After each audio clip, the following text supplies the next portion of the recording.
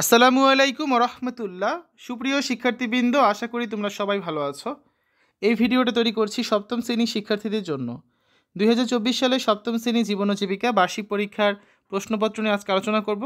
তোমরা জানো এসিডিবি থেকে তোমাদের একটা নমুনা প্রশ্ন দেওয়া হয়েছে, যার আলোকে তোমাদের বার্ষিক পরীক্ষাগুলো অনুষ্ঠিত হচ্ছে। আমাদের চ্যানেলে সেই প্রশ্নের উত্তরগুলো দেওয়া আছে। কমেন্টে দেওয়া প্লেলিস্ট লিঙ্ক থেকে তোমরা ভিডিওগুলো খুব সহজেই দেখে নিতে পারবে। এছাড়াও কিছু স্কুলের প্রশ্ন আমরা দিয়েছি, সেগুলো তোমরা কমেন্টের লিঙ্কে ক্লিক করলেই পেয়ে যাচ্ছ। আজকের এই ভিডিওতে আমরা একটা স্কুলের প্রশ্ন নিয়ে আলোচনা করব, যেটা আমরা ফেসবুক থেকে সংগ্রহ করেছি। ইউনিক প্রোগ্রেসিভ স্কুল ময়মনসিংহ এর সপ্তম শ্রেণী জীবন ও জীবিকা বার্ষিক পরীক্ষার প্রশ্ন এটি। ক বিভাগে থাকবে নৈর্ব্যক্তিক অংশ, যার মোট মান হচ্ছে 25।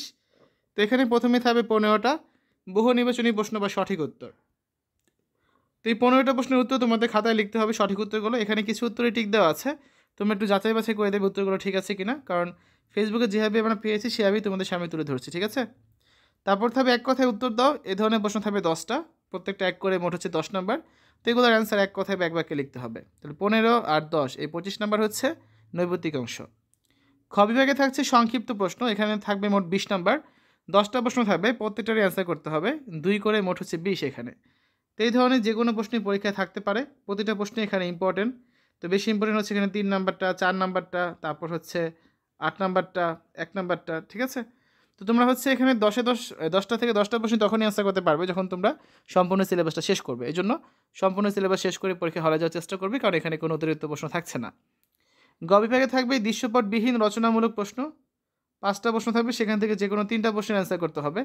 তো প্রতিটা হচ্ছে 5 করে, তাহলে 3 5 কত? 3 5 হচ্ছে 15 নাম্বার।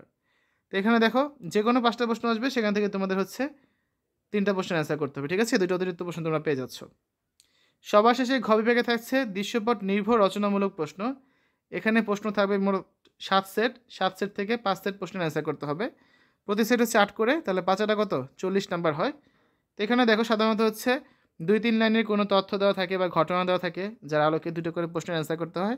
4 করে 8 নাম্বার থাকে, অনেক সময় আবার 3 5 8 নাম্বার থাকতে পারে। তো যাই হোক না কেন, বেশিরভাগ ক্ষেত্রেই হচ্ছে 2-3 লাইনে কোনো তথ্য বা ঘটনা থাকে দৃশ্যপট হিসেবে। তবে অনেক সময় দেখা যায় কোনো ছক বা ছবি বা চিত্র চলে আসতে পারে। তো ঘাবড়িয়ে যাওয়ার কিছু নেই। তোমাদের কাজ হচ্ছে প্রথমে 7 সেট প্রশ্ন ভালো করে দেখে তুমি কোন 5 সেট প্রশ্ন অ্যান্সার করবে সেটাকে তোমাকে বাছাই করা, ঠিক আছে। বাছাই করতে হবে, কারণ তো তুমি কিন্তু বুঝবে না যে কোনগুলো তুমি ভালো পারো, কারণ 2 সেট অতিরিক্ত প্রশ্ন এখানে থাকছে। তো বাছাই করা হয়ে গেলে তারপর হচ্ছে তুমি লেখা শুরু করবে যে কোনো 5 সেট।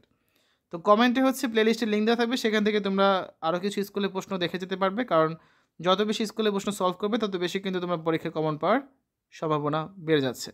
তো শিক্ষার্থীরা, এতক্ষণ আমরা সপ্তম শ্রেণী জীবন ও জীবিকা বার্ষিক পরীক্ষার একটা স্কুলের প্রশ্ন নিয়ে আলোচনা করেছি। আশা করি ভিডিওটা তোমাদের কাছে ভালো লেগেছে।